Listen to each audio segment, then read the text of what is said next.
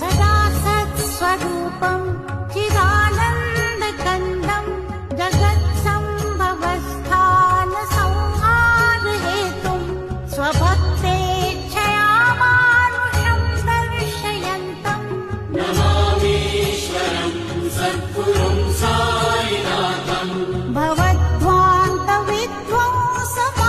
भवद्ध्वान्तविध्वंसमार्तण्डमीड्यं मनोवागतीतं मुनिर्ध्यानगम्यं जगद्व्यापकम्